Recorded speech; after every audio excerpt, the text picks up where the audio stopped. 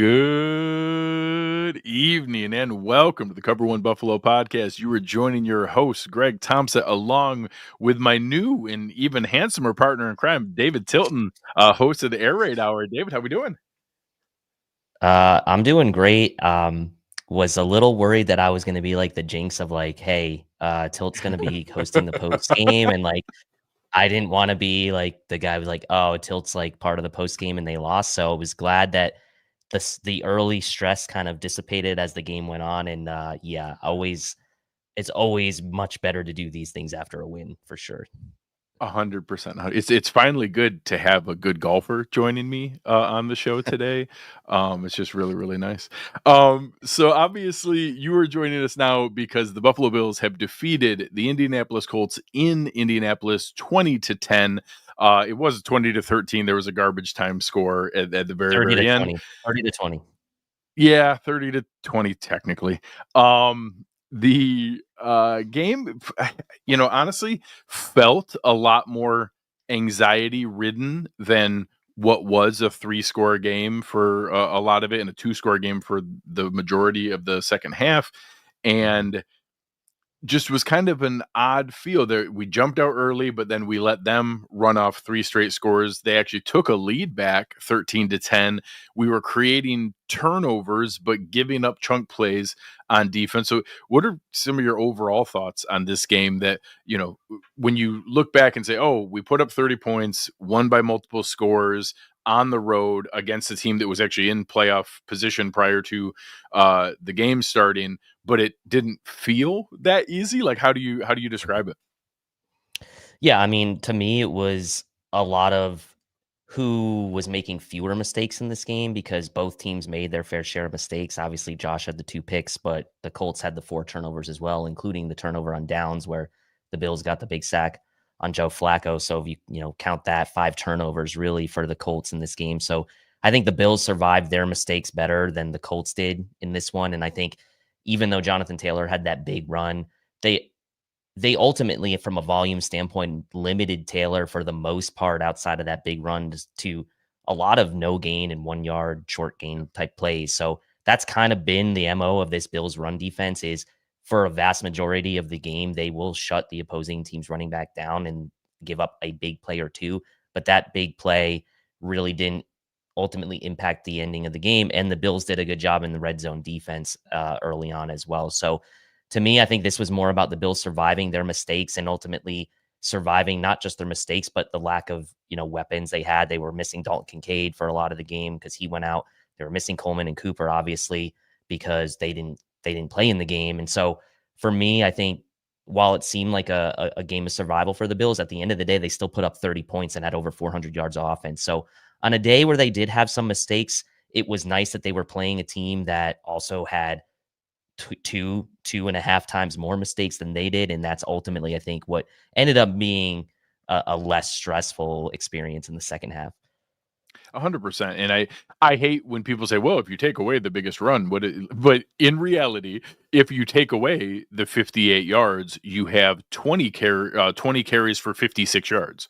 So Exactly. 2.8 yards per carry, an incredibly impactful performance, but you can't do that. He did run for 58 yards. The key is Taylor Rapp had his second 4-point tackle of the season, where going back and making a tackle on a big breakaway run where you don't know if they're going to score or not. He did that to Breece Hall in the Jets game. We end up coming up with a stop, and all of a sudden that becomes an incredibly impactful play because of what, like you said, the red zone defense being able to make the timely stops when it matters and being able to put yourselves in that position.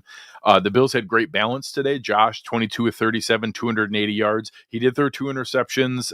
Honestly, I think both of them were pretty rightfully on him. His earlier 2 Yeah. interceptions, neither were on him. It was, obviously the tip ball off of Keon Coleman. And now these ones were both right there where Josh just didn't see the linebacker floating. And even if it didn't get picked off, it didn't look like it was going to get caught anyways. And then, I love Josh. He's got an awesome arm, but like trying that out route with Kenny Moore hanging out there, like there just wasn't the space to try to force that in. So I know a couple people in the Discord chat were frustrated with the play call, but Josh goes to his first read less than any other quarterback in the NFL. So he's like, Brady doesn't force him to throw it to anybody. You can't throw that ball. Like I want to see what else is out there, but that's a crazy pass to throw. And we're lucky again that Kenny Moore didn't take that back for a touchdown, because that easily could have swung the game. And instead the defense, even though they got forced back out there very quickly, came back and made a stop on downs.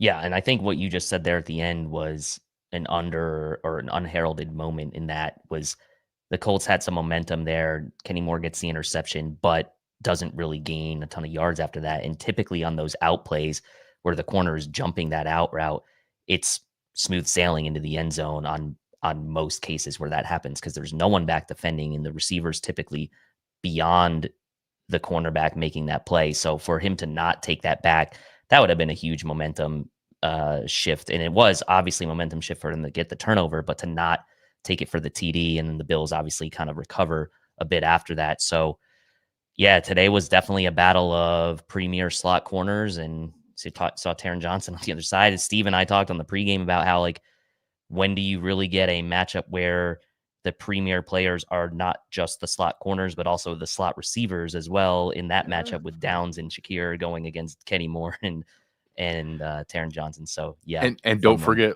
lockdown corner Austin Johnson tied Sauce Gardner in career interceptions. They both have 2 career interceptions now. So Austin Johnson, Sauce Gardner, exact same thing. Besides Josh's performance, which again in the passing is not going to look good, but didn't take any ugly sacks. He got 2 of those like technically sacks where he was very clearly scrambling, but he gets tackled like at the line of scrimmage. So he has 2 sacks for 0 yards given up, which is always an interesting one of, okay, I guess that technically counts here. Before I get into the run game, it seems like we have some on-site correspondents ready to jump in and give us their analysis of the game. Go Bills! What's going on? We've got the team Have a good over show, here. Guys. Thank you guys, Oliver, Cooper. Appreciate you guys. Go Bills. Nice. Aaron holding it down at the home fort.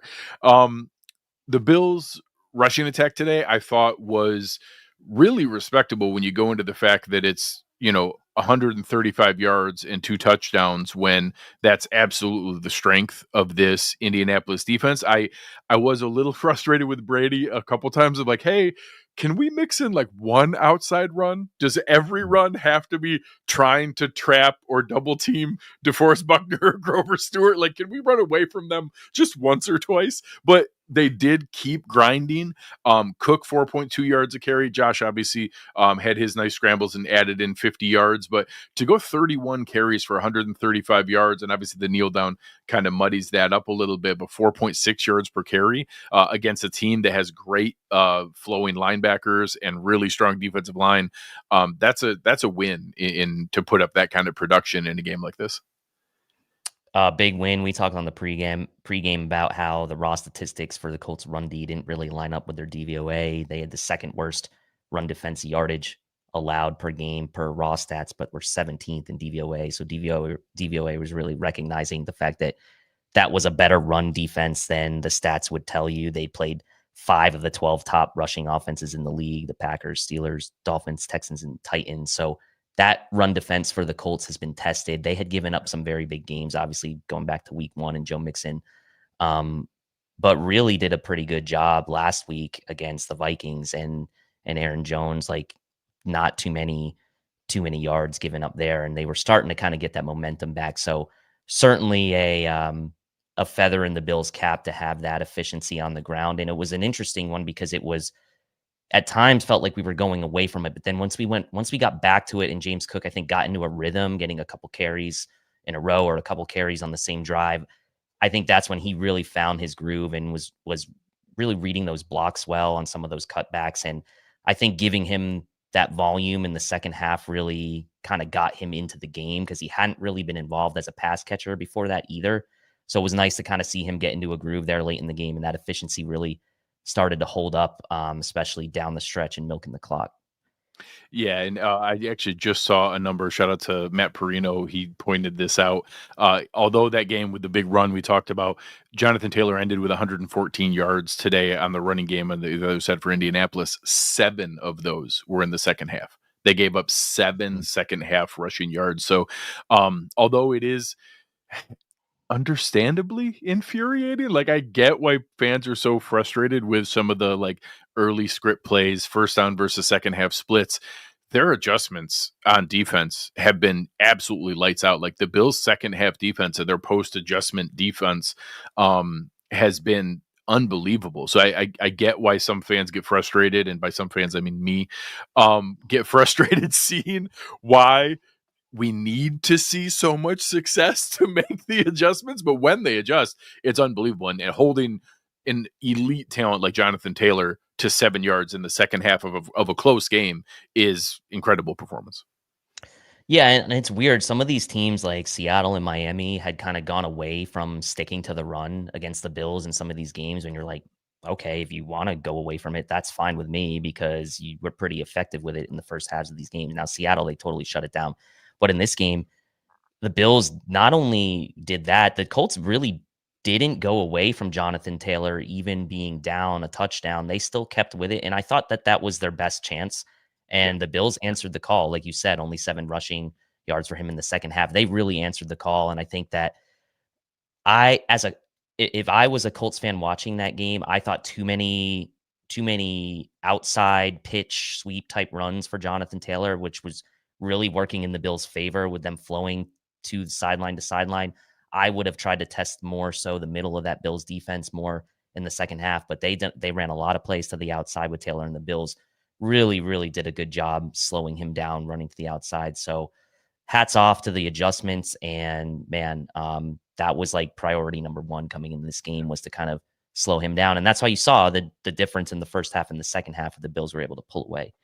for sure. As we move to the receivers here, really solid performance. Again, when you're talking about being out, no Amari Cooper, no Keon Coleman, limited, coming off an injury for Curtis Samuel, coming off an injury and got injured during the game, Dalton Kincaid, you end up with 7 receivers catching the ball. 6 receivers had multiple catches. 6 receivers had 20 plus yards.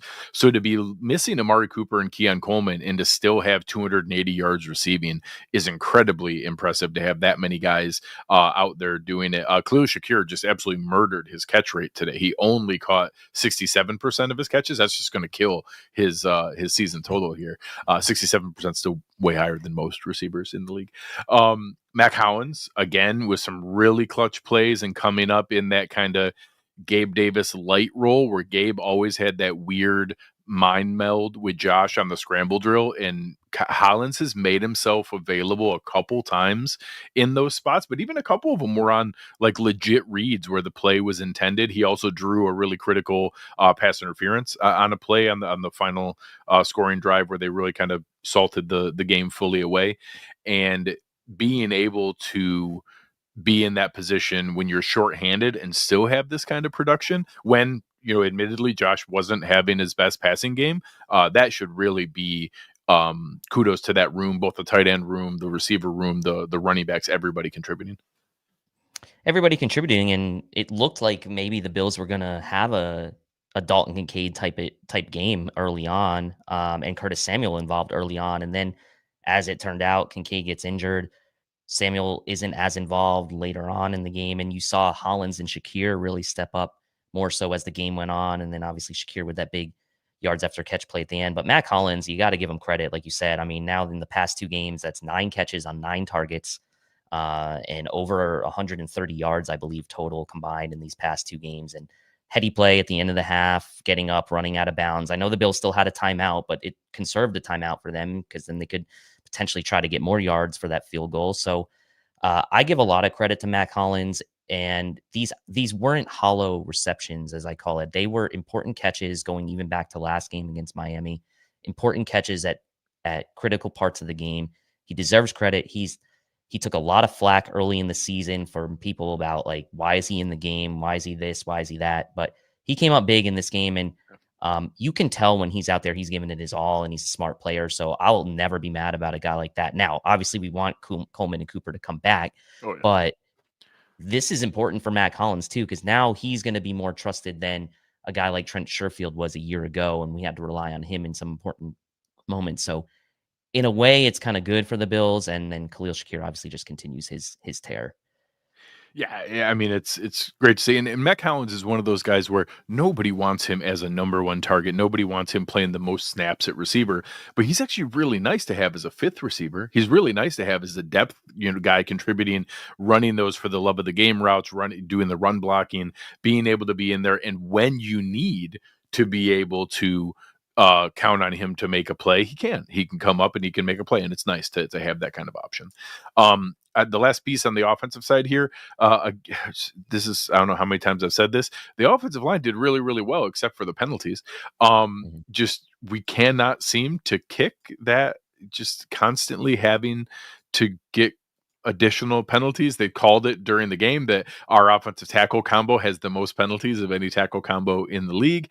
They got multiple more during this game. There was a hold on Osiris Torrance, like in play penalties. I'm never going to be frustrated because you could call holding on just about every play in the NFL, and if he doesn't hold that guy, Josh gets tackled immediately. So anytime you can stop a guy from touching Josh Allen, go ahead and hold him. It's like, that's fine. I'm not going to get mad about that. But the pre-snap penalties, and again, I won't give Spencer Brown a hard time for coming to defend Josh Allen because he didn't really do much. Like, he did get over and get in the guy's face, but like, he didn't hit him or headbutt him or punch him or anything. Like, I thought that was a really light call, and the other guy pushed him back. You easily could have had the offsetting ones. Bass makes the kick, so it makes it relatively moot anyways, but producing the run yardage that we saw, 135 yards rushing, no actual sacks. Josh got tackled at the line of scrimmage on 2 scrambles. Those are not actual sacks, so nobody's getting graded poorly on that. So the on-field performance, I actually thought, when you consider who the opponent was with those stud D tackles, I think is a very, very good game. I just still would love to see them clean up some of those penalties.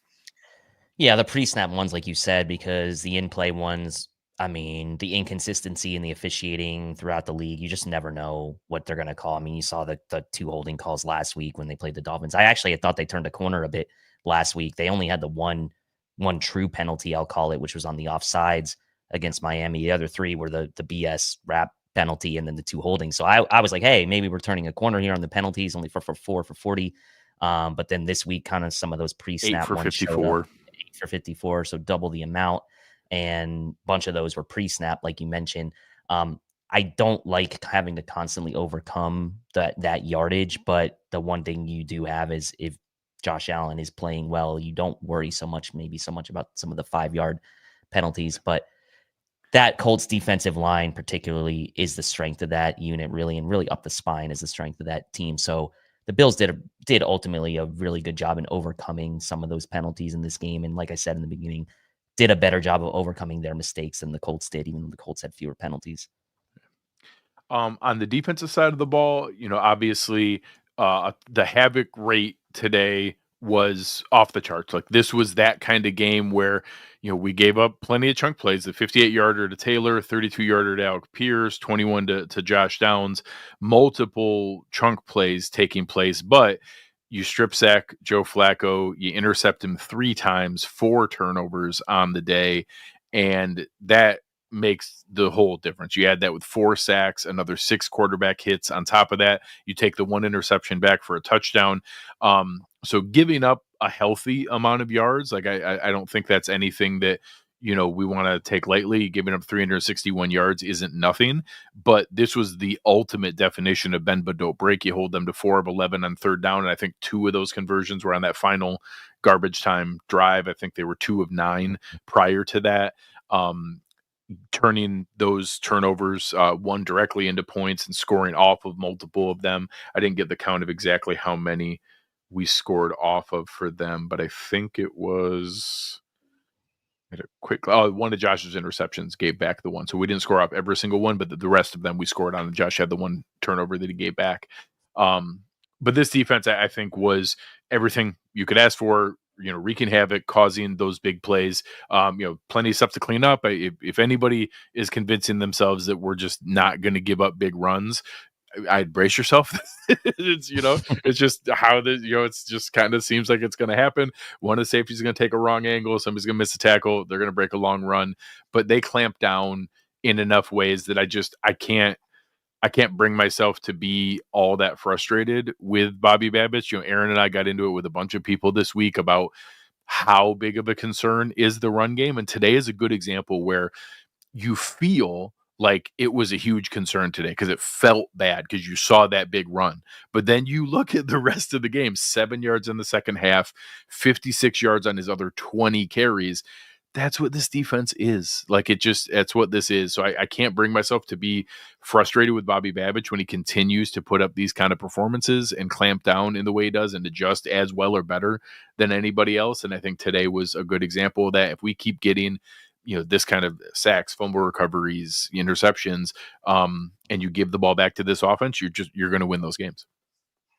Yeah, I mean, let's not forget Jonathan Taylor's a premier running back in the NFL. Yes. 2 weeks ago, over 100 yards against the Houston Texans run defense that's top half in the NFL. He's going to get his yards. You don't keep good players down like that. And I mean, like compared to the last time the Bills played him, it was night and day, right? Compared. So, and again, you mentioned the yards. You talk about how the Bills responded, throw an interception, Josh's first interception, the Bills hold the Colts to a field goal there. The second interception, the Colts end up turning it over on downs after that. And then obviously the Bills held the Colts to field goals. The name of the game really was turnovers and points in red zone defense here for the Bills. Was that from a yardage standpoint, and Aaron put it in the comments, I think, a couple minutes ago, was like, this is a game that proves yards don't matter, because when you start to dive in and really dissect what happened in this game, is the Bills really did clamp down in the red zone, and those turnovers, right? The 4 plus the turnover on downs, really 5 turnovers in this game for the Bills defense. They clamped down when they needed to, and especially in the second half, they made the adjustments, and the offense finally got, a little bit of momentum there in the second half with some longer drives. So I think this is a game where people probably started out feeling a little bit frustrated and not knowing who to be frustrated with. Should we be frustrated with the offense? Should we be frustrated with the defense giving up those plays? For me, it was really hard to be frustrated with the defense, even though they gave up that big play. I was not frustrated with the defense at all. I think by and large, most people were hoping that offense would get it going, and they did. So the defense, to me, I think they mentioned it on the broadcast. The Bills were the number 1 turnover differential team in the NFL. They were +2 in this one, so they continue to be a positive turnover differential team and leading the league in that category. That really has been the name of the game for this Bills defense this year, is taking the ball away and not giving the ball away. And especially today, I'll say it was a +2, 5-3 if you count the Bills turnover on downs and the Colts turnover on downs, 5-3 in the Bills' favor. Yeah, I think that's the right way to look at it, and to be able to kind of analyze it in that way. It really balances out the view of it. And again, it wasn't perfect, but it was still very, very good. The final piece is special teams. I think today was an up and down special teams, and only not an exceptional one, because Brandon Codrington gave me a bit of agita here. He had 1 fumble. He had 1 decision to bring a ball back. When you're 3 steps into, or 2 full steps into the end zone, there's just no reason to take it out. You're making yourself have to have a 33-yard return in order to just break even. And I like him a lot. I bring this up all the time. It's the first guy since Andre Roberts where we have that trusted aggression, where I want a guy to have that kind of no, go. I want that mentality and approach it. But today was a negative day. They're going to coach him on that. The one was just a huge hit. I don't think he was carrying it like a loaf of bread or anything like that. He just got lit up and the ball came out, but you still can't have it. But besides him, I thought obviously the coverage units were excellent. Sam Martin with probably the best punt we've seen this year. Both of his punts were downed inside the 20. The one of them, a 61-yarder down to the 3-yard line with awesome coverage down there. Tyler Bass makes all 6 of his kicks, including 1 extra point. There was a 48-yarder because of the Spencer Brown penalties. So basically 4 field goal length kicks and 2 extra points. So I'll give the special teams a B+, but Brandon Codrington gave me a little bit of heartburn as I was watching. Yeah, and like you said, the trusted aggression, because that's not the first time he's done that this year, and it probably won't be the last time. And I will Including a say, couple that he's broke for big ones when he's yes, made decisions that I didn't like. I think his one return touchdown was one that he caught like inside the 5. So like, all right, I guess. yeah. And then, I mean, the play last week against Miami where he caught the punt on the bounce, I liked that because of the way his Yes. momentum was taking him up the sideline, got the Bills the ball on Miami side of the field, only possession for either team that started in opponent territory, by the way, in that game. So that selective aggression, it's fine. I'm okay with it. And honestly, on the fumble where the Bills got it back, I'm going to say that sort of evened out with the fumble, the other fumble the Bills defense forced, where the Colts got it back, where the Bills got two Bills players were running into like hit into each other and the Colts recovered. So to me, if you fumble and get it back, that's I guess luck bouncing on your side, but it went for both teams, so it kind of evened out for me with those two fumbles. But yeah, Bass, I mean, who knows, man? That 61-yard field goal he made last week could have just propelled him into the headspace he needed to be in. And like, I think, obviously coming into Lucas Oil, it's pristine conditions. You're kicking indoors. It's a good place to kind of follow up after that 61-yarder to kind of keep that momentum if you're Tyler Bass. So a good game from him. And none of his kicks were like, oh, that barely went in or it hit Correct. the No upright and went doinks. in like he did. Like they were all pretty true kicks today from him. So that was nice to see. Yeah, pretty clean. So, like I said, I think special teams was a B plus, and Sam Martin probably an A plus because that was one of the best I punts will say I've seen in a while.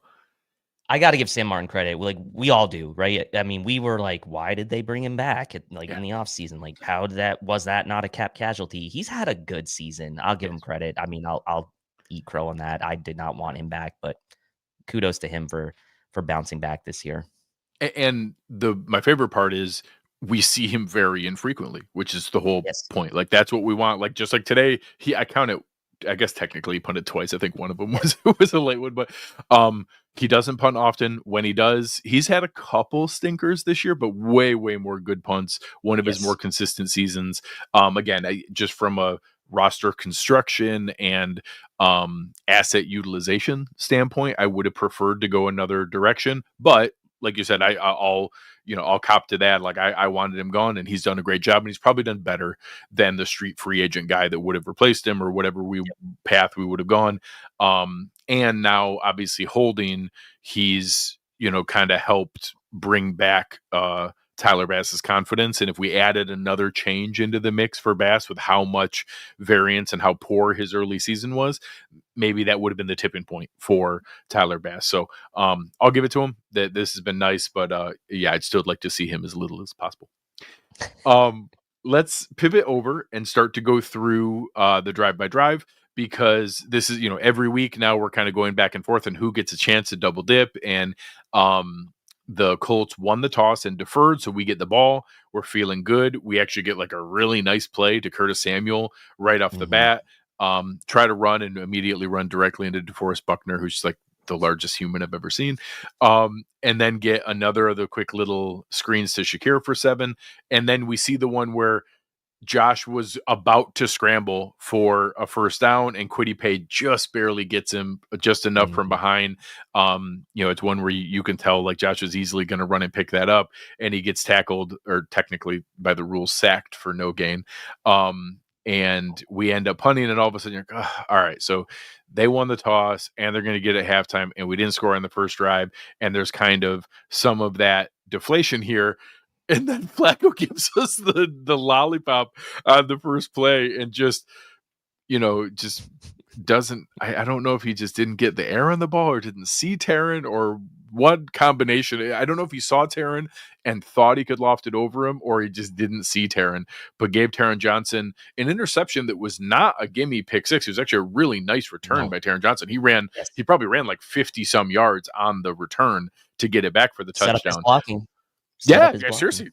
It was really well done. You guys going to ask for some running back reps in practice here, but yeah, it ended up kind of making up for that first the not a 3 and out, but a 4 and out on the first drive.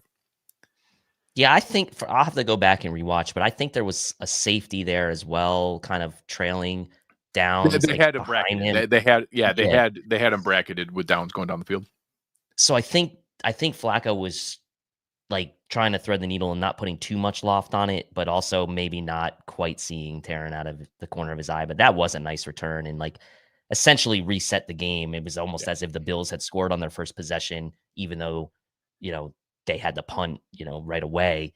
It was almost as if the game reset and the Bills scored on their first possession, and knowing the Colts had kicked off and we're going to get the ball kind of definitely made me feel a bit better after that. Yeah, for sure. And they come right back. They're driving down the field a little bit. They get a nice play to Downs for 21 yards down the field. Josh Downs is a great player. And then they hit 80 Mitchell, and we caught Benford causes a fumble, but it gets recovered by Downs. And you're like, all right, man, that was a great opportunity. We had a chance to get another turnover here. And then 3 plays later, after a fourth down conversion where Shane Steichen, goes for it to keep their offense on the field and not go for a long field goal. Then Flacco throws another interception. This one, Austin Johnson, honestly, just like his other interception, where Yeah. he kind of gets lost in the muck of a running back screen, and there's just a bunch of bodies, and he's like shoulder to shoulder with Jonathan Taylor, but just kind of like edges him out and takes the ball, and all of a sudden he's running the other direction, and everybody's celebrating. It was pretty wild. Yeah, when he first caught that, I was like, I thought he almost like dropped it on the way down, but no, he held it the whole way. What's that? 2 and 3 games for him? It is. It Pretty, is first 2 of his career, like, and he meant like his entire football career. He said little kids Yeah, football, high school, college. He had never had an and now like a healthy, and this is like his 9th season, I think. He had never had an interception. Now he's got 2 and 3 games. It's fantastic. And you saw him hold up the 2 fingers after he got up and his teammates were celebrating. He was holding up 2 fingers for his second interception. It was fantastic. that was fantastic. I mean, honestly, like you were going through the drive, it slowed the momentum. The Colts had a Oh, yeah. couple of nice plays on the drive, and they had obviously the fumble recovery that were like, oh my god, man, the Bills had like another huge play on defense. Should have had that. It's so rare when the offense fumbles and the defense does not recover, and you're just like, oh man, is it going to be one of those days? And then big man interception comes in and just thwarts any momentum the Colts had on offense in that drive. So, hey, look, um, the Bills have some big man interception highlights in their history, as we know, with the big Sam Adams pick against the Patriots, and there's been a couple others they've had. So, hey, Austin Johnson's proving again to be one of those sort of valuable, unheralded, sort of Yeah. above average signings from Brandon Beane, savvy signing this offseason in an offseason where you really didn't have a ton of wiggle room to make impactful signings, I would say. And he's played well, especially these last couple games. So I'll give Austin Johnson credit. Really kind of stepping his game up in the absence of guys like Dwayne Carter, obviously. So really nice, right into the beautiful belly, as Williams says here. So yeah, Honestly, it was nice. kind of like a Mac Hollins-ish type defensive tackle, where not a guy that you probably want out there all the time, but is better than most teams backup Yep. one techs. Like it's just like a really nice window where like, hey, he's not a superstar. He's not coming in and like wreaking havoc all over the field, but it's nice to have like an actual competent backup one tech that when Daquan Jones is out, you have somebody who can do that job. And now to have these kind of flat splash plays is even better. The corresponding drive here, I think, is a really good synopsis of like why this game didn't feel as like joyous and as broke open as what the score and the yards and the end result ended up being, because the Bills come back 9 plays, 42 yards, handful of nice runs by James Cook. He broke a 20-yarder at one point right up the middle, and going through, they have some opportunities to get a little bit extra, and we get down towards the end and it feels like, okay, we're about to punch this in and it's going to be 14-0 and everything's just going to be rolling. And then we get a nice play by Kenny Moore that he stuffs for a 1-yard loss. And then another one where Josh seems like he was about to scramble for a nice pickup, but he kind of gets, squeezed and stuffed at the last minute and he can't break through. I can't tell if those are like Josh Allen calls or Joe Brady calls, because it was kind of like the quarterback draw. It wasn't a power sweep because they didn't pull anybody, but it certainly seemed like Josh just did the like one jab step and go on that play, where it's hard to know like if that was just the called play or if Josh kind of makes that call at the line of scrimmage. But this time he wasn't able to squeeze through. He got caught between Latu and Raekwon Davis. Then we try to convert on third down, and this is where it's I'm sitting on my couch, so like I can see Khalil Shakir crossing, and it certainly looked like he could have led him. And I think the linebacker was coming up. I don't know that he would have scored, but he probably would have got the first down. And he tried to go to Curtis Samuel. Kenny Morris, phenomenal, and of course broke it up. And now we get a field goal, and it's 2 scores, but it just kind of was a little deflating in the moment where it's like, oh man, I really thought we were going to about to break this open. And I think there was a lot of that, like we rose our own expectations in a lot of this game and then kind of came back down. And that's why it didn't feel as good of a win as what it obviously was. Yeah. And I think like at that point in the game for me, I wasn't super upset with the field goal because obviously the Bills had a back-to-back turnovers from the defense. And I was like, okay, like they get this up now to a touchdown lead. And to me, it was like, okay, like I'm not gonna be too upset about a field goal here, but excuse me, a 2-possession lead at that point because it was 10-0. And I just felt in this type of game, if you can separate from this Colts team by 2-3 possessions, that there really wasn't going to be a whole lot of chance for them to come back. Not to mention, it was like you're pretty much taking them ideally out of the game script that makes them good, and that's running the ball with Jonathan Taylor.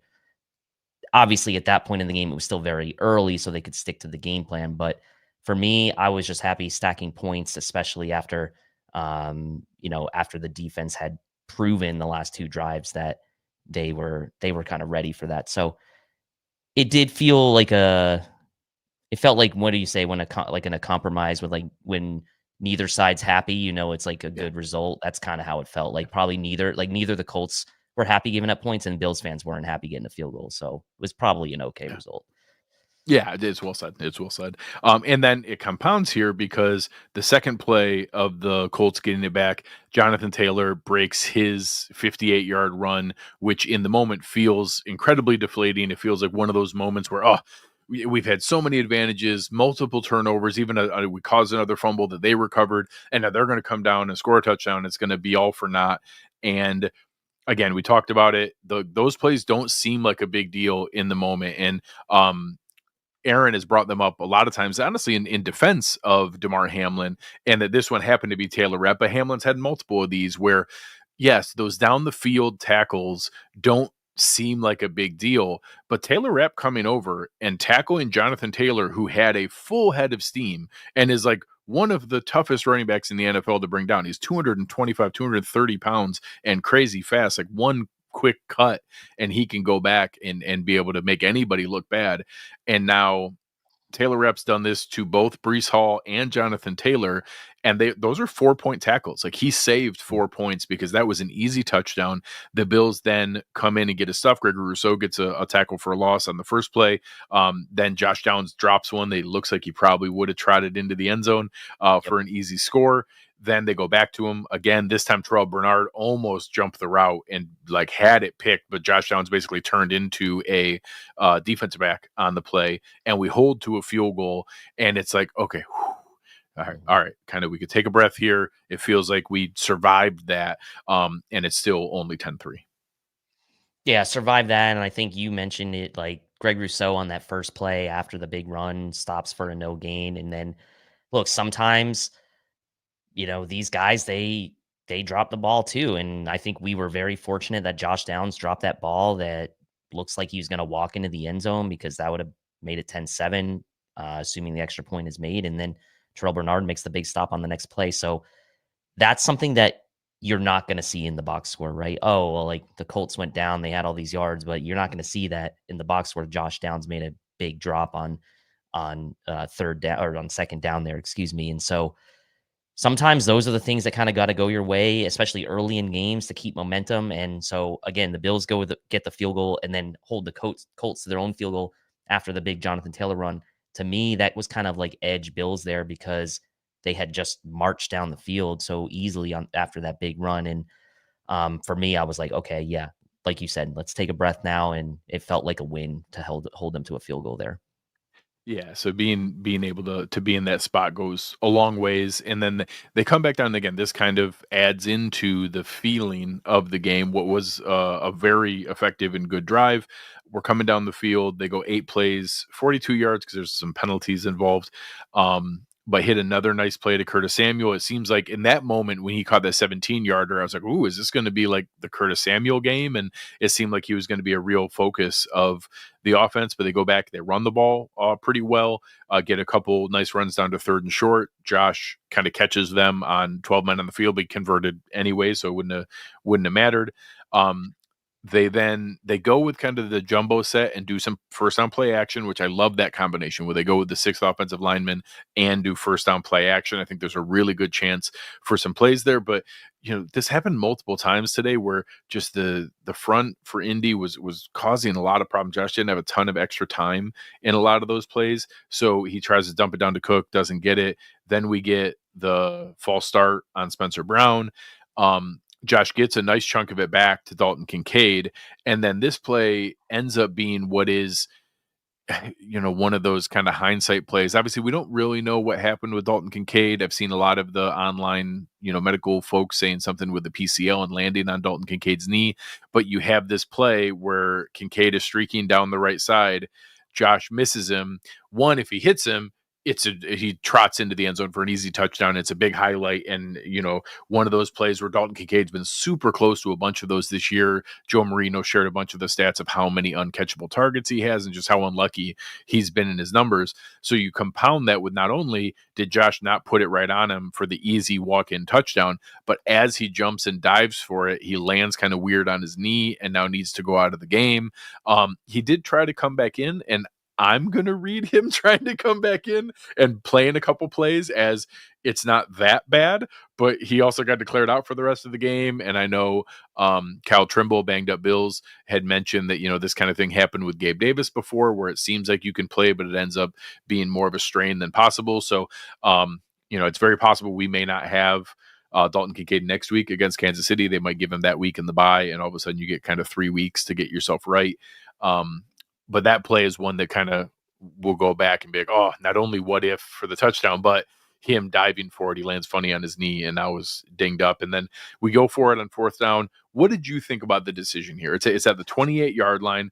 So you're talking about a 45-yard field goal, 46-yard field goal. So not anything that's negative there. You're winning 10-3. It's 4th and 3, which is a bit longer than the traditional. Like usually it's 4th and 2 is kind of the gimme go-to range. I don't hate the aggression. We're going to talk about an aggressive call later on that McDermott goes back to again. But this is one where I almost think it was maybe a touch too aggressive. Like I think that even plenty of the analytic bots and stuff like that had this as at best a coin flip, but some of them had it as should have taken the field goal. Yeah, and again, it kind of goes back to what I said on the previous drive when they got the field goal. Like going up 2 possessions on this Colts team does put a lot of pressure on them. I know it's not a gimme field goal, but you've had confidence in Bass now going back to the last game. Also not a 50-some yarder. Like right. That's a one you expect them to convert. You expect them to convert in 4th and 3, like you said. If it was 4th and 2, 4th and 1, of course. 4th and 3, a little bit longer, and obviously Kincaid going out of the game, that's one less option for you now on the 4th down play.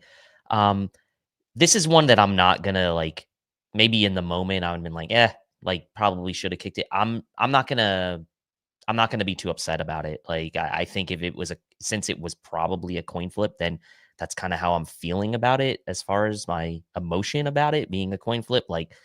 I would have been fine probably either decision that was made there. Obviously, in retrospect, because they didn't get it, maybe we're a little more upset about it, but I actually don't mind it. I think the play before to Kincaid, I think Josh Allen put too much air under that ball. He should have thrown that more on a line, and I think that would have made a difference. And I know he would like to have that one back, and we'll see what happens with the injury to him. But I don't really have an issue with them going for it there early in the game. Trying to kind of maybe put the foot on the throat to this Colts team that you don't expect to be able to come back from maybe a 14-3 lead if you end up getting a touchdown on that drive. So I'm sorry, 17-3 lead if you get a touchdown on that drive. So no, I don't have a problem really with them going for it there. It's it's like Every trick play, almost every fourth down. There's some that are genuinely bad decisions. This is one that was a coin flip. I think it was probably 60-40 the other direction. Like, I think you probably should take the points, but this was not like some 90-10 slam dunk decision. Like, there's merit to going for it, and it's all results based. Every trick play that works is the greatest thing that's ever happened. And oh my God, you gunslinger, I can't believe you maverick, you're tricking them like that. And every single trick play that doesn't work is always too cute and was never supposed to be run in that spot. And why couldn't you just stick to what you're good at? Like, it's results based. It's what we do. We're humans. We're simple creatures. And of course, as the karmic gods would require, we go for it there. We give them the ball. The Colts answer back with easily their best drive of the game. 11 plays, 72 yards right down the field for a touchdown. Didn't even get to third down until pretty well into the drive. And I will say on that one, we talk about it in our staff chat a lot. CBS is the worst broadcast in all of football. They never give you replays, never of any penalty. So I have no idea if Rasul Douglas should have been called for illegal contact because they literally never showed it on camera. I have no idea if he touched A.D. Mitchell. We just have to take their word for it because we never saw a replay of the penalty that was on 3rd and 7 on a pass that was a horrible pass. And I even think they were going to call defensive pass interference, but the ball was so uncatchable and terrible that they talked about it and were like, well, we can't call defensive pass interference, but you already threw the flag. And they just changed it to illegal contact because he technically contacted him down there. And it was really frustrating to see a spot like that where we have no idea. And I'm sure he did contact him. Illegal contact is a really low threshold to surpass. So I'm sure he did make contact with him. Rasul is a very physical player, but that should have been a third down stop and another red zone stop. Instead, they go back. We get him down. We get it held pretty close. And then Taron's coming in on run defense. I'm never going to bag on Taron Johnson. He comes in to try to make a play. Goodson has a head of steam and he can't quite cut back and turn and catch up with them on the flat route. And, they end up scoring a touchdown there and make it 10-10. But it's just a perfect example of kind of like we've had so many opportunities to just take control here. I feel like we're the better team. How is this 10-10? And you compound that with on the very first play, we got into this somewhat in the Discord channel. Like, I don't know if it was a perfect play call, but even if the play call was kind of going back to that early play that worked on the first play to Curtis Samuel, Josh still doesn't need to throw it. He throws to his first read less than any other quarterback in the league. So I'm not putting that on Joe Brady. Like, the play isn't, hey, even if Kenny Moore is right on top of Curtis Samuel, throw it to him anyways. Like, it's a far hash short out route. Like, if he's not wide open, you don't throw that ball. Like, that's quarterback 101. Josh forces it. No, I apologize. I think this is the one that was off of Khalil Shakir. This wasn't the out route. This was the one EJ Speed floated under. I flipped it around. I think I had the wrong one here. This is the early one. And then you go with, hey, they just had their best drive, and Josh just gave it back in one play and gave it back one play later. So it's really, the vibes are really low in this moment. The vibes are low, and going back to the prior drive where they gave up the touchdown, like CBS notoriously bad at showing replays. Fox pretty good at it, and really, obviously, the primetime games they're pretty good at it too. But yeah, they never show the replays on CBS, and you could tell Rasul was he's an emotional guy. I get it, but like even when he gets flagged at times, like he doesn't really show a lot. It's usually like, okay, moving on. Like he was pretty upset with that one, which leads me to believe there was some credence to that. Really, maybe was a touchy call.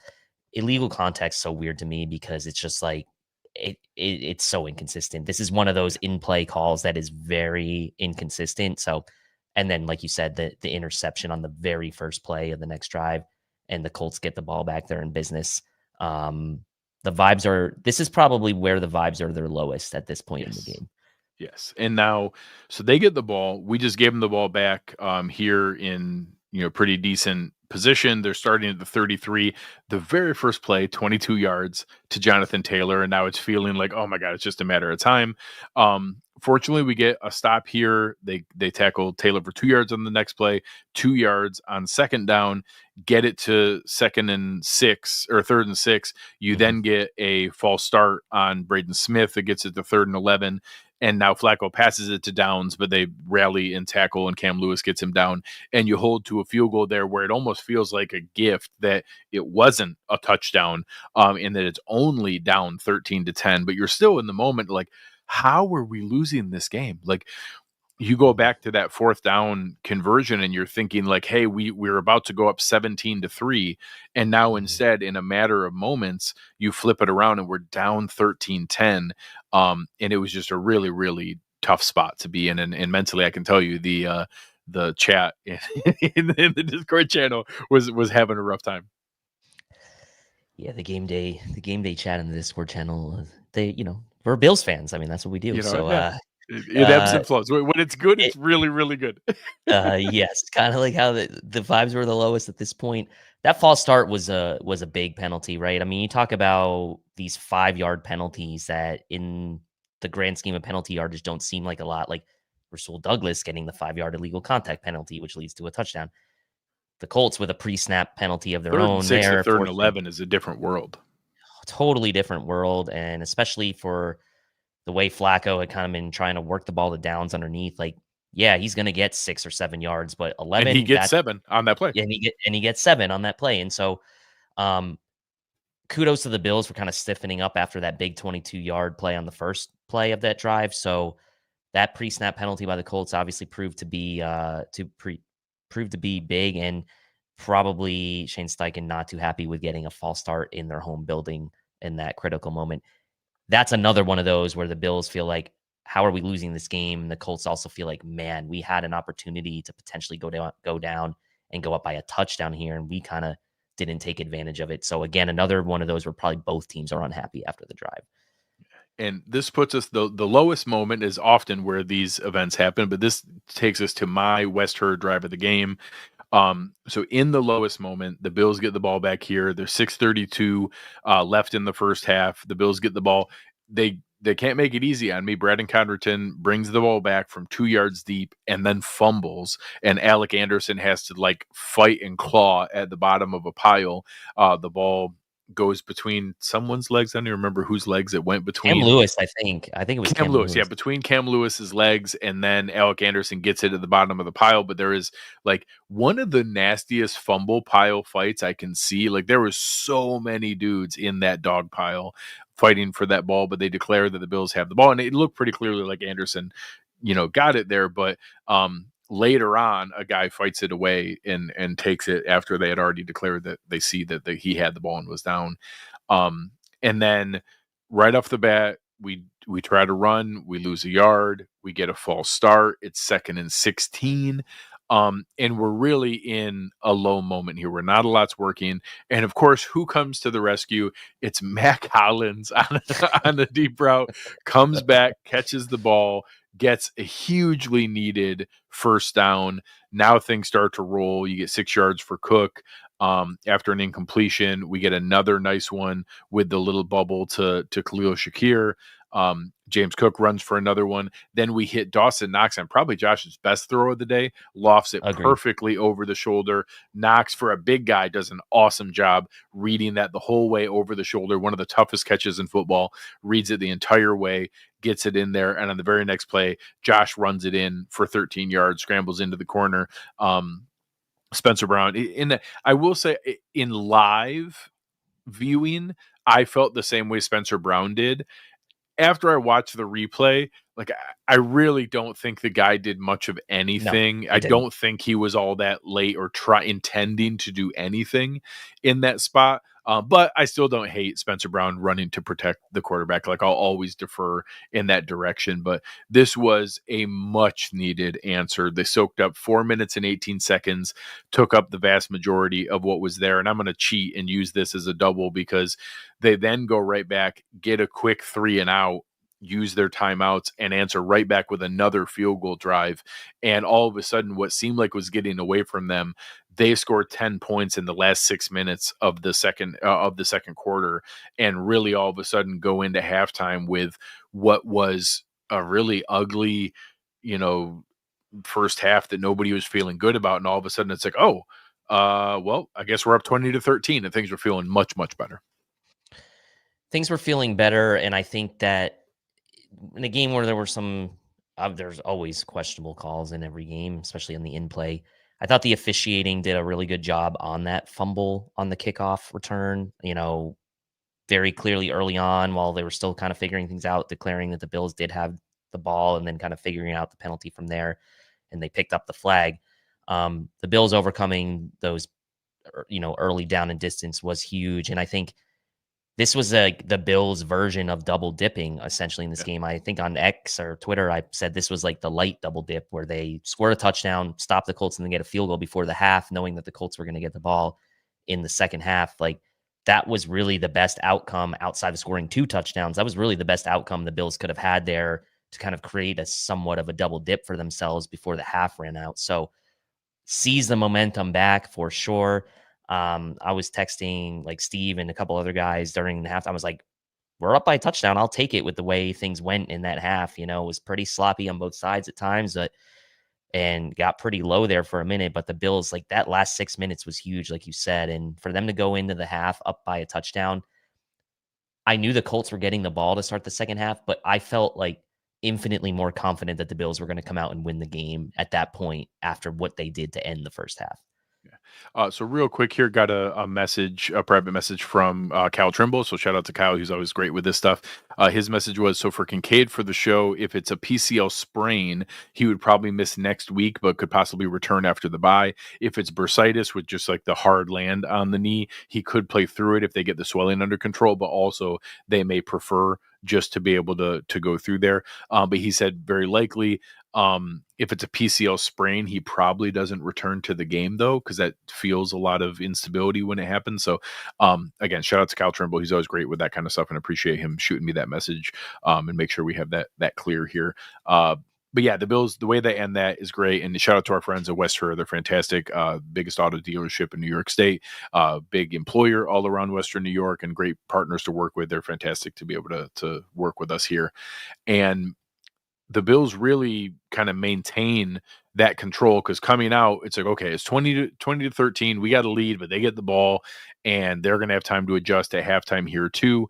And instead, the Bills, you get a 1-yard loss on the first play. Then you get a Taron Johnson. It's very rare to see a nickel blitz coverage sack, because it was like Yes. Taron Johnson Yes. getting the sack like 5 seconds after the snap, and just great coverage down the field that they very clearly confused Joe Flacco, and Taron Johnson gets a coverage sack. That's a weird one you don't see all the time.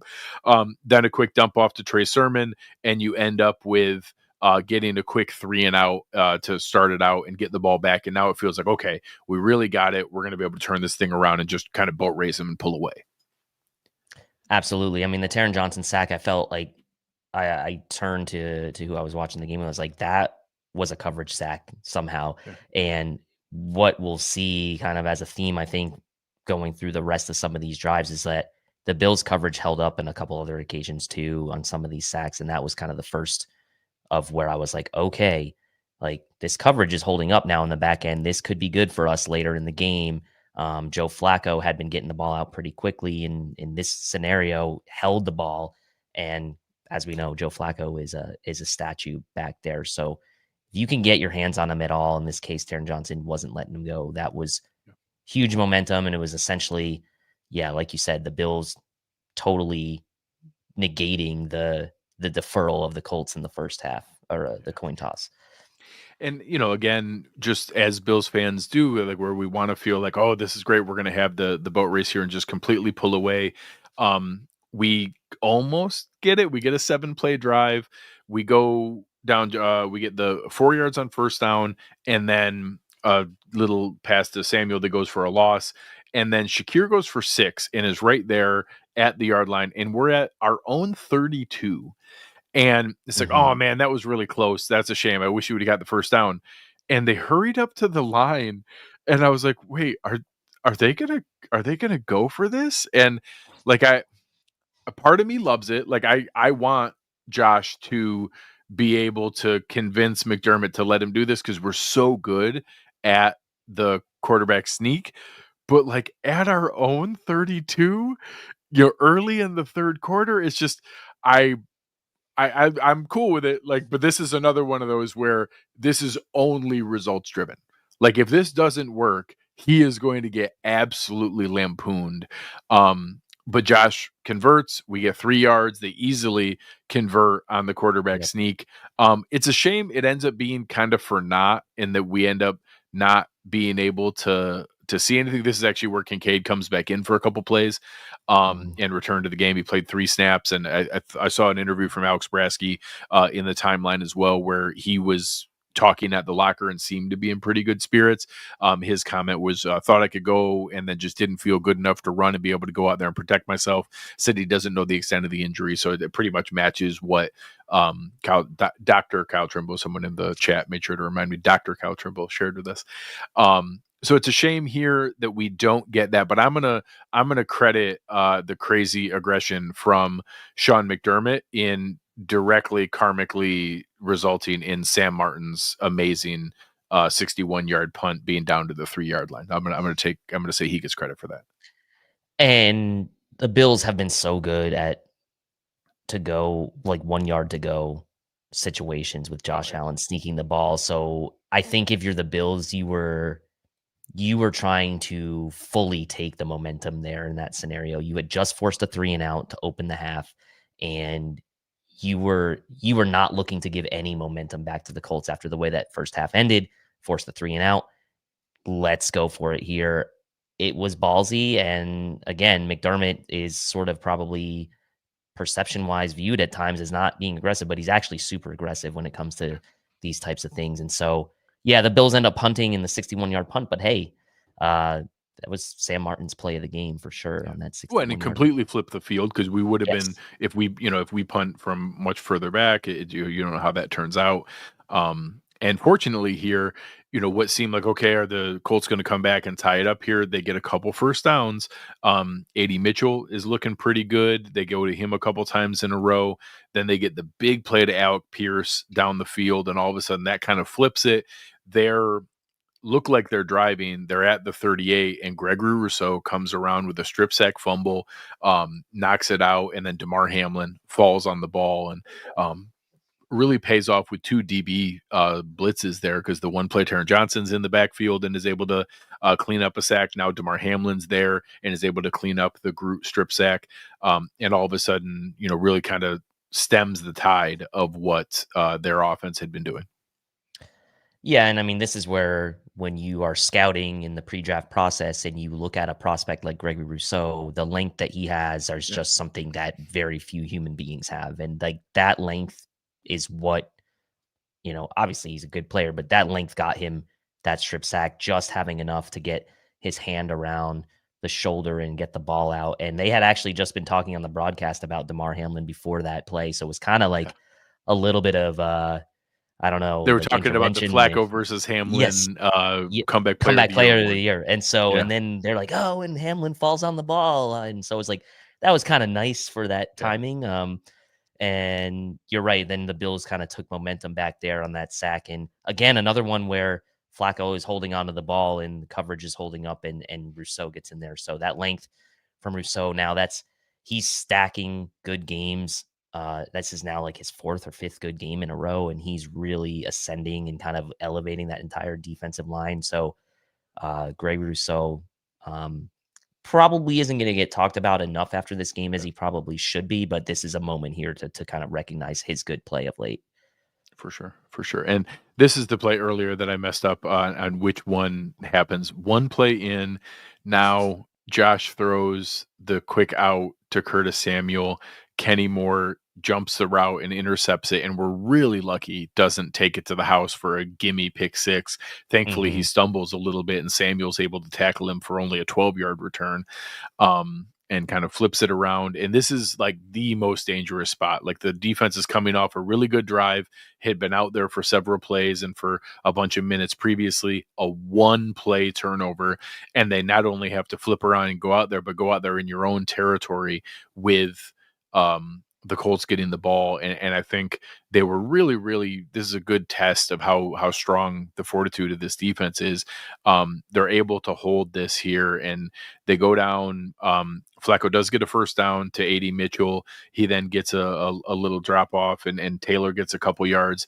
They get it to where it's 4th and 2, and here we get the reemergence of Quentin Jefferson. And Quentin Jefferson gets credit for this, but this is 100% a coverage sack. Like, Flacco just does not have anywhere to go on this play. Quentin Jefferson cleans it up with not only a sack but a turnover on downs.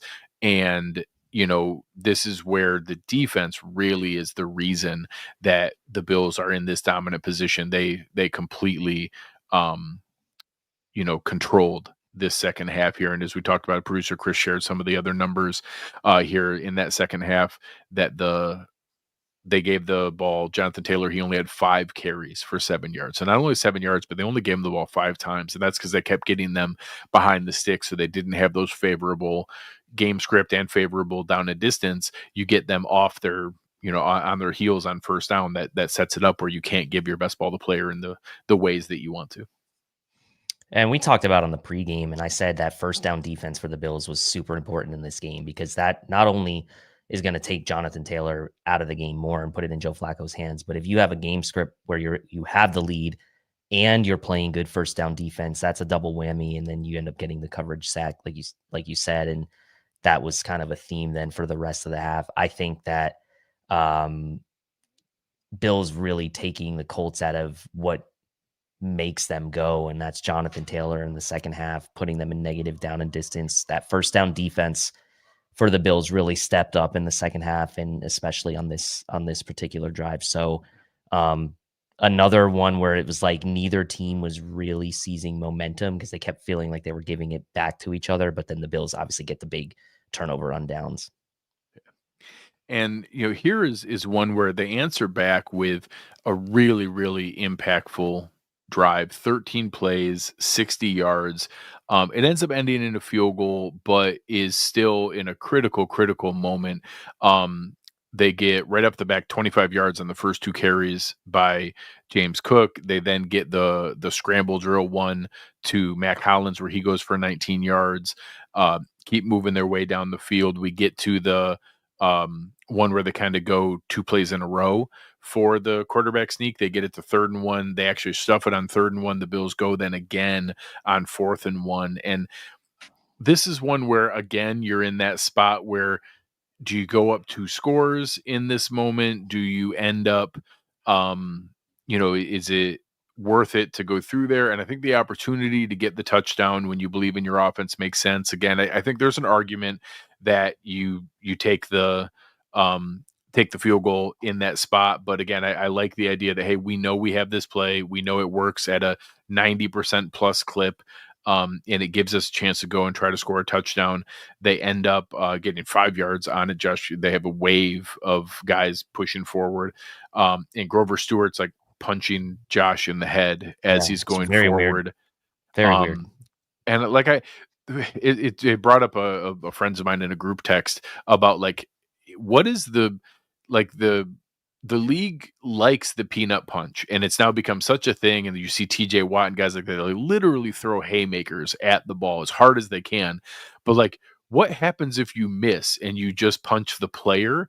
Like, are they going to try to do any coaching or clarification on that to be like, hey, that's still illegal to just outright punch a player? Even if you say you're going for the ball, like, he just punched him in the helmet. He wasn't even that close to the ball. Well, and that's exactly what I was going to say. There's a difference between if you're coming around the corner from some guy and you have a very clear line of sight and you're going for the ball. He was blindly punching. Like, he had no idea, I think, where he was punching. He clearly couldn't see where the ball was. So that's definitely an area where I think if you're the league, you probably go back. He's probably going to get fined. I don't know. I would assume think he's going to get fined, for sure. they have fined guys for less. So yeah. I think on the broadcast, they even said Grover Stewart's going to get a letter from the office or from the league office on that one. And in this case, with it being 4th and 1, and I know you want to go up by 2 scores, I'm on 4th and 1 deep in their territory. Like, that's for me go all the time if you're the Bills, unless it's some like weird circumstance where like it's very like end of game stuff where very end it's of game and you have to take the lead, perhaps. not 11 minutes left. Not 11 minutes left. I think Yeah. that there are spots where going up 2 scores, I can take it. 11 minutes left. Actually, at the time of that decision, it was 13 minutes left. That's, I think you still go and you try to get the touchdown. Yeah, absolutely. So I was very much okay with that. I was very much okay with that decision. Yeah. So they end up going down again. They end up having to go for the field goal anyways. They get no yards on the first run. Josh has one where it looks like again he's going to scramble and be able to go up. Grover Stewart gets him just at the very end. Then he has to kind of throw it away on an incompletion and just kind of tosses it out. We take the points anyways. Go up by 10 points, and now it's okay. We feel a little bit better here. And once again, the defense just comes up big. And this is a good synopsis. The first 2 plays are 11 plays, 11 yards and 14 yards. It looks like Indy's just driving down the field, and then they put a ball up and available. Taylor Rapp ends up jumping in there, get really nice concentration to get his control of the ball, get his feet in, and make a nice interception here. And I think this was your selection for the answer here for your West Herr drive of the game. Yeah, absolutely. And then to me, look, couple bad bounces for the Colts in this game, I think, right? Josh Downs drops the touchdown early in the game. This ball goes off Alec Pierce's hands. Now, Rapp did still make a very nice play to come up with that pick. It was, wasn't a gimme by any means, but probably should have been a catch. But yes, this next drive here is definitely for me my personal West Herr drive of the game. So they go 13 plays, 84 yards, and this is the one that really is just like the nail in the coffin, consistently going across. So we get 5 yards on first down, but it gets called back. So now we got first and 18, but then James Cook gets 5 yards. Then Josh scrambles for a big play. We get another holding penalty. So now you're at 2nd and 19, and you're not only at 2nd and 19, you're at 2nd and 19 at your own 7. And you're in a spot where like, hey, this could go really wrong. And you're kind of in one of those spots where like, I never like give up offensive play calls. Like I never want to be in that position where we're, doing like the draws and stuff like that, where you're literally giving up here. But 2nd and 19 at your own 7 when you're up by 2 scores, like that's one of those spots where in my head I'm like, man, I don't do anything stupid here. Don't get a holding call in the end zone. Don't get a strip sack. Don't give them a chance at a free gimme here. And instead, Josh Allen scrambles for 21 yards, and at one point it looked like he was just going to keep running up the field as he kept going. Goes for 21 yards. We then kind of continue working our way down the field. We get the offsetting penalties, and then Josh hits Khalil Shakir for the best screen of the game that he breaks 7 tackles as he goes forward in a weird convoy of people for 30 yards. Ends up getting us down there. He gets a dump off to Ty Johnson that he breaks for 17 yards. They just keep making more and more good plays. We then get a handful of runs where it goes Cook for 4, Cook for 3, Allen for 7. Cook gets stuffed, and then James Cook trots into the end zone and does his forward flip for the touchdown to go up 30-13 and just completely take any semblance of hope out of the Colts and out of that stadium. Yeah, and this is why it was the drive of the game. You overcome things. You get some big plays from Josh Allen and Khalil Shakir. You kind of reward James Cook, I think, at the end there with showing, getting him that touchdown after a couple attempts and him having a really good game. Him getting in the end zone was nice. I think like after last week, seeing Ray Davis get that big touchdown, I think the Bills rewarding James Cook a little bit there at the end there, giving him that touchdown or letting him at least try for that touchdown, but to cap it off and really put the nail in the coffin, I think that was such a big drive because, again, the Bills at that point are up by 10, right? And if you're deep in your own territory and you end up having to punt it back, like you just don't know, right? At that point, the Colts could get a field goal. Even if they get a field goal there, that brings it back to a one-possession game, and then you just never know. So for them to go down and not only get points, but get the touchdown and really make it that 3-possession game at that point, it was 30-13. To me, I mean, that was just the summation of what you just said. And to me, I think it was just nice to see them overcome it on a long drive and get some big plays from their stars. The big play you mentioned, the run from Josh, and the play, the 30-yard pass to Shakir. So definitely And a highlight. I love like the final stretch there. So as we talked about, one, you had the Ty Johnson quick check down, which was on 3rd and 3. So the check down was going to get the first down anyways, but he takes it for 17. And now you're Yep. feeling, pretty good about it. Okay, we're in good position. There's 4:44 left. You force the first timeout for Indy. Then on the first play, you get the shotgun draw. Cook takes it for 4 yards, and they have to take their second timeout. Then you go for another shotgun draw. Cook takes Mhm. it for 3 yards. You're at 3rd and 3. They just had to take their third timeout. So now you're in a position where, okay, they've taken all their timeouts. It's 4 minutes and 36 seconds left. You're up at that point, you're up by 10. But you're feeling pretty Yep. good. And, you're in position where, hey, no matter what, you're in, pretty good position, but it's still in the spot where, hey, being up 10 and being up 13 strategically isn't really any different. Like you need a touchdown here, and you're also Yes. in a spot where you're kind of starting to play the clock. So now that 3rd and 3 ends up, in my opinion, kind of is the game. And Josh ends up Mhm. scrambling, running it for 7 yards, gets down to the Indy 2, and you're in a position now where you've completely deflated what's there. You're now taking 40 seconds off every single clip. They're almost helping you when they stop Cook on the first play, because it's just another huge chunk of clock that's coming off. And then Cook ends up scoring. And you not only got the nail in the coffin from a points standpoint, but you took 7 minutes off the clock in the fourth Right. quarter. And that is like with those last plays, like just against their will when they're trying to stop it, and you ran it for a first down, forcing them to take their timeouts and being able to just completely take command of the game. It was really everything you could ask for here. And we started seeing like backups in the game at this point. Exactly. And that's the thing, right? Where you take so much time off the clock at that point, you can start to take guys out of the game, think about the health of the starters and that type of thing, where you don't have to put them back out there. If it's a 13-point game, you probably are going to have to put them back out there to try to seal it. So, yeah, absolutely. And I think between your selection and my selection, those were the two drives of the game, I think, for sure, for this team. Eric here, it's the other Eric in our Discord channel is celebrating Aaron got fired in an inside joke from the Discord channel here tonight. There's a couple fans who were a little frustrated with the turnout of the game. The final drive, I was kind of getting my notes ready and everything when we were up 17 and going through, and there were literally some backups in for them on the play. AJ Epinesa got a sack.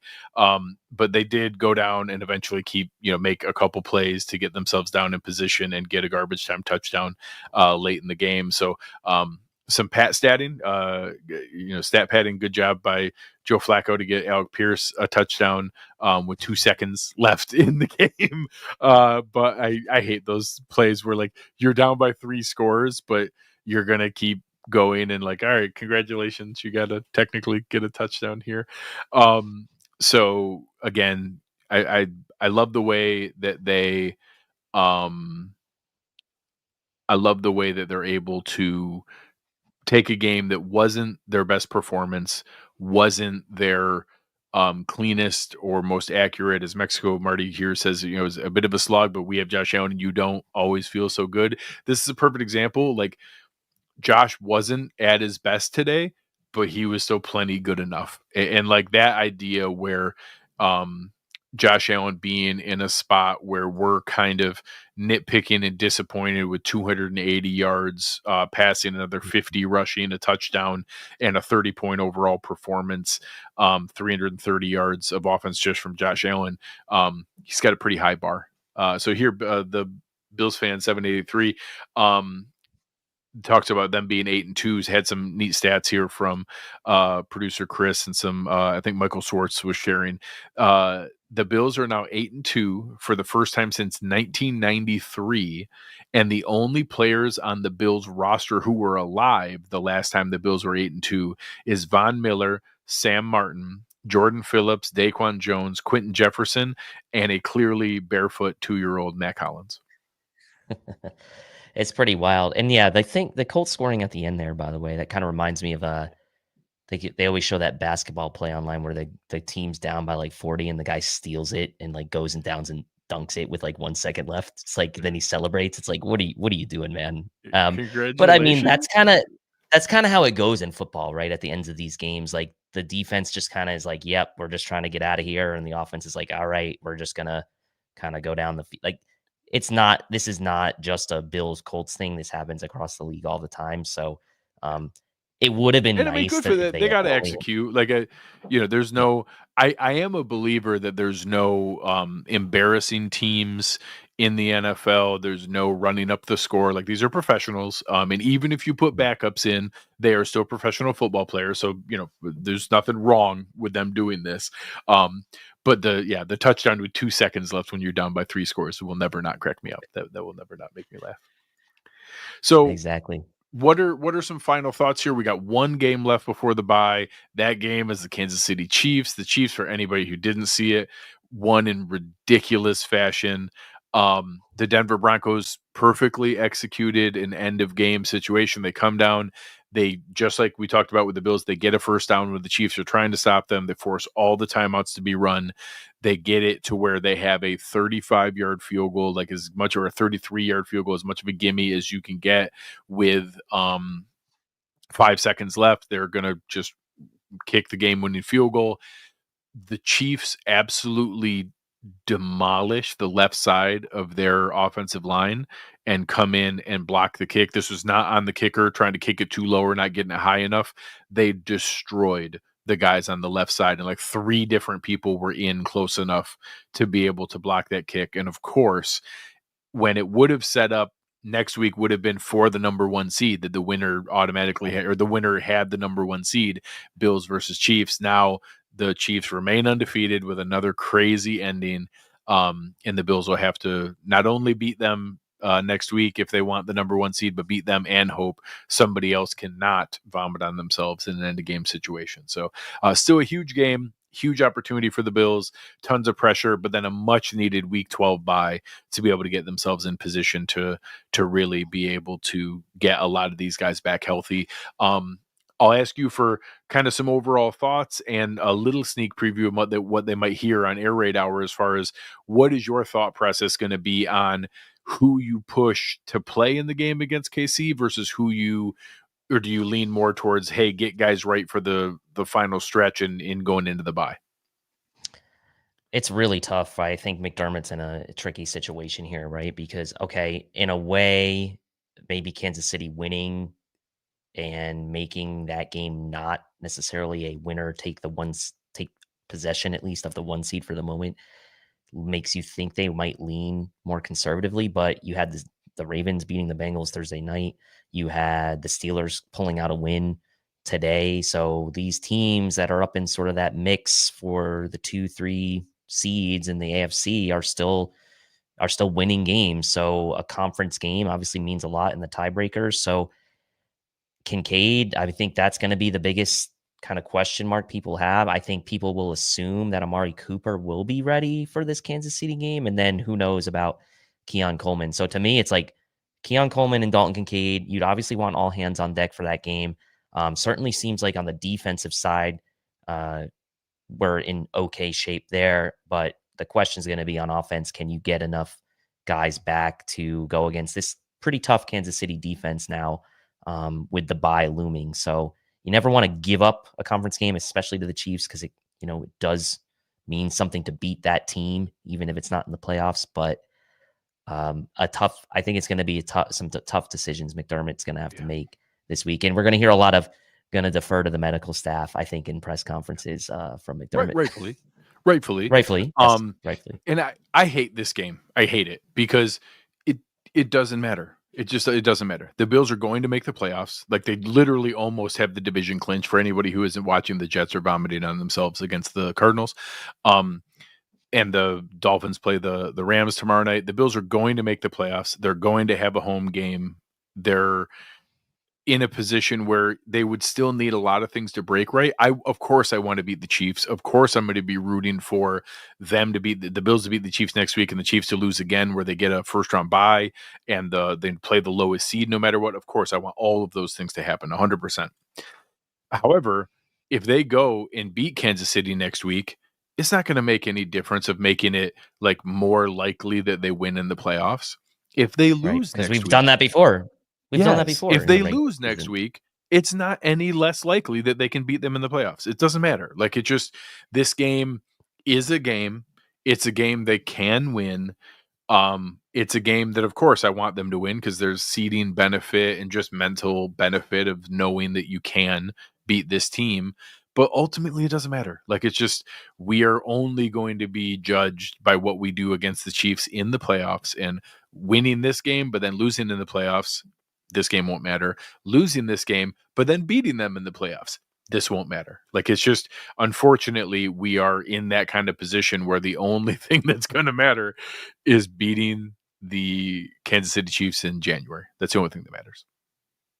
100% agree. I mean, like we talk about, oh yeah, the Bills, they've proven they can beat the Chiefs, but like not when it matters. They haven't been able to pull it Right. out. So I know we're yeah, capable of it, but we have to do it in that you have moment to for it to do matter. it. You have to do it, and it's like there's a different mental hurdle of doing it in the playoffs versus doing it Yeah. in the regular season when you know there's more games to be played versus your season being over. So Yeah. that's when it really matters, and we'll see what happens. I do hope teams like the Bengals don't make the playoffs.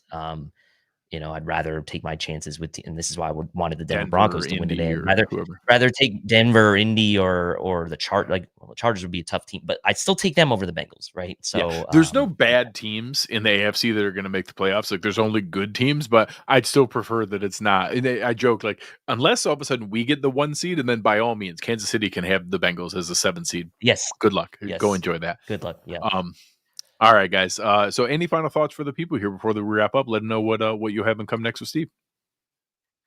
Tomorrow, 9 p.m. I see a lot of the same people in here, which is great. RJ, Charles G, a bunch of people who watch Air Raid. Tomorrow night, 9 p.m., we'll be breaking down our reactions to Colts Bills, going through our data tracking, going through our one big thing like we always do. So a little bit of a different angle than the initial sort of post game reaction. We'll have all that for you tomorrow, 9 p.m. live on YouTube. Absolutely. You will find Aaron and I this week. Of course, we'll bring Ken Swanson back on from KC Sports Network to preview Bills Chiefs in this huge regular season matchup that I just told you doesn't really matter. So make sure you check out all the great work that's going on here. I can't wait to see the film breakdown. This is going to be a weird one to be able to look at all the angles of with those pivotal plays that switch back and forth with some really big performances by a lot of guys. As producer Chris just put up here at the bottom of the screen, please hit that like button on the way out. Make sure to help us out. Give us a like, give us a rating, give us a review wherever you listen to us or watch us. It really, really goes a long ways to help. We would appreciate it very, very much. But on behalf of fantastic producer Chris Kepner and our guest tonight, Mr. David Tilton, I am Greg Tompsett. You've been listening to Cover One Buffalo, and we are out.